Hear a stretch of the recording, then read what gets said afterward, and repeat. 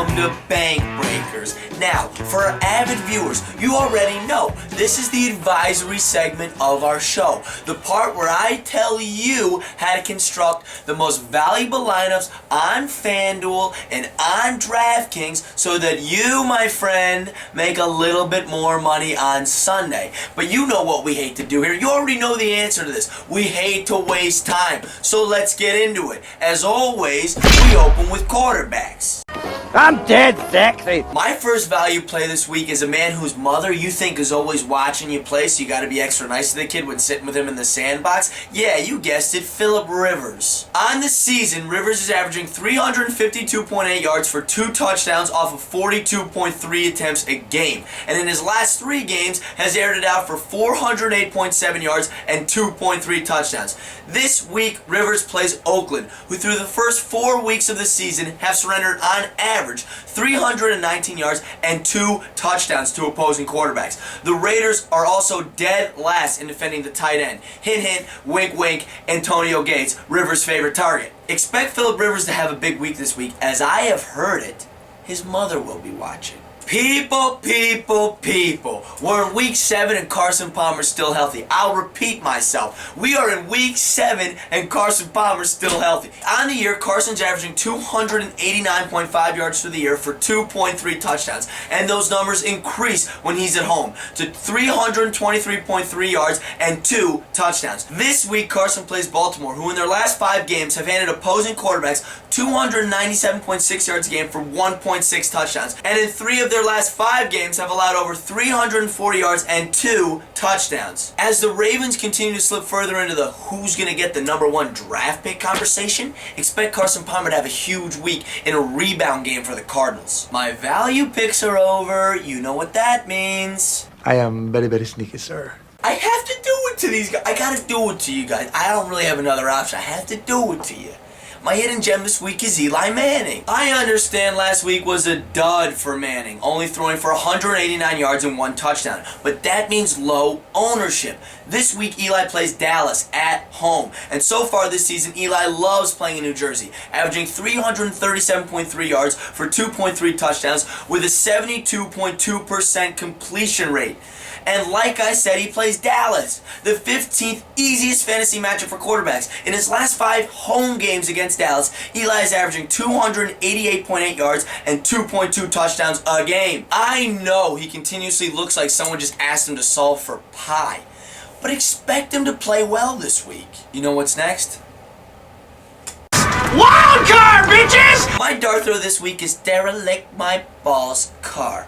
In 2015, Carr is averaging 277.5 yards through the air for 2 touchdowns. This week, Carr plays San Diego, who in their last 3 games are allowing 271.3 yards for 1.7 touchdowns. With Oakland's offense averaging the 7th most yards a game and gunslinger Philip Rivers navigating the Chargers offense, expect this game to be a shootout. I'm kind of stoked to see the young Raiders fight tooth and nail against a division rival.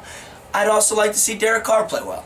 Okay, folks, let's do running backs.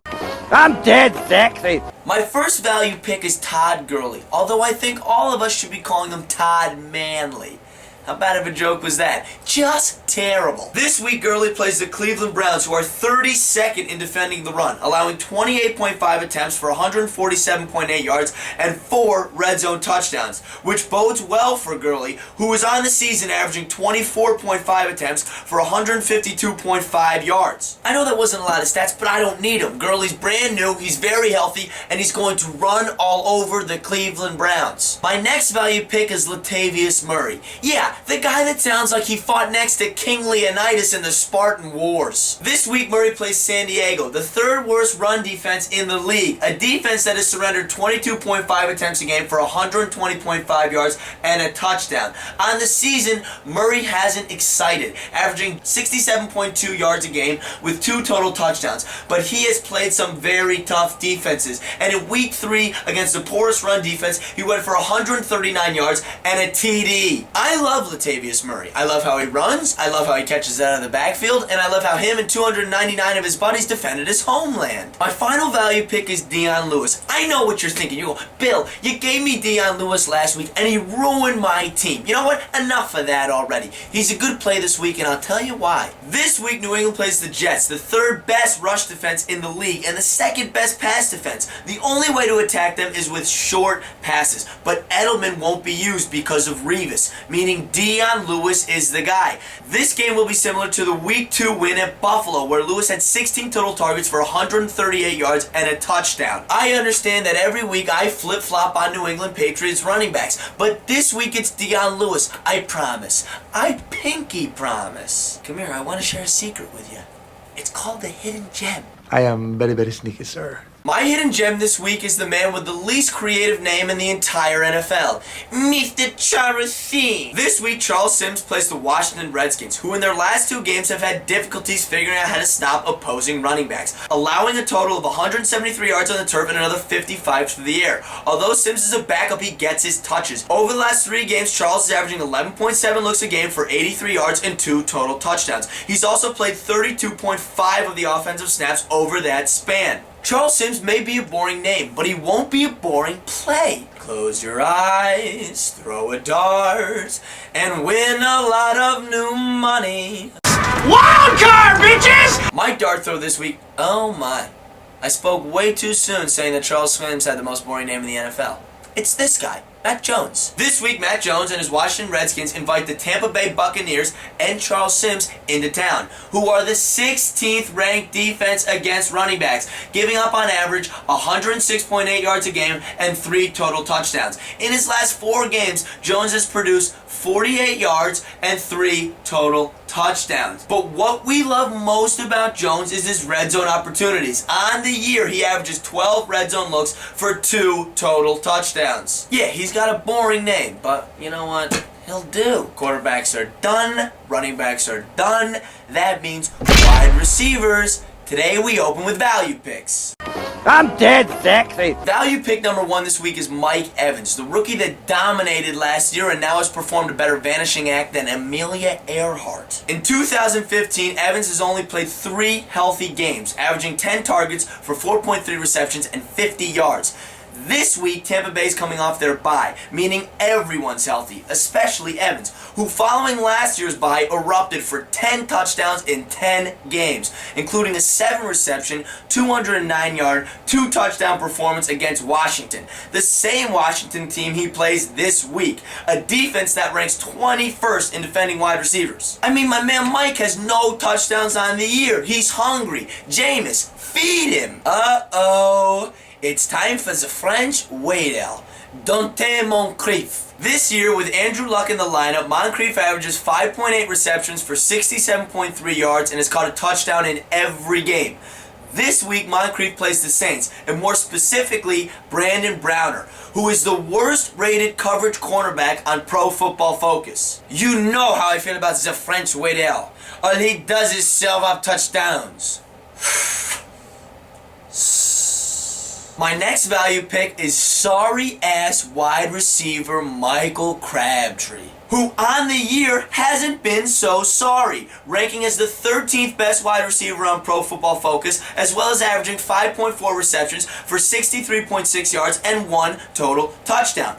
Crabtree this week plays San Diego, who is the #1 fantasy defense against wide receivers, but that number is skewed, as San Diego always shuts down the #1 wide receiver, with Jason Verrett and Patrick Robinson, but is weak against the team's #2 option, as Brandon Flowers ranks as the 2nd worst cornerback in all of football. Now, I already told you I like Derek Carr, now I'm telling you I like Michael Crabtree. I'm thinking maybe you play them together. My next value pick is Saints Willie Snead, who has emerged out of the darkness this season, averaging in his last 3 games 5.3 receptions for 95 yards and a touchdown, while also playing 69% of the snaps. This week, the Saints travel to Indy to play the Colts, who are absolutely abysmal in defending slot receivers, as Darius Butler grades as the 8th worst coverage corner in the league. Snead is also a red zone machine, having 5 looks already this season, which leads all Saints wide receivers and tight ends. As Willie Snead would say,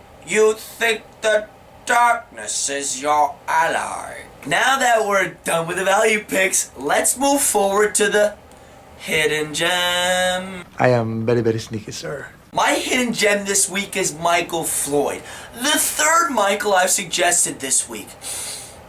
I think I smell a trend. On Sunday, Floyd goes toe-to-toe with Baltimore, whose starting quarterbacks grade out as the 24th and 20th worst coverage corners in the league. In the last 5 games, the Baltimore defense has surrendered 4 red zone touchdowns to wide receivers, which complements Floyd well, as he received 3 red zone targets last week, which helped him catch his only touchdown.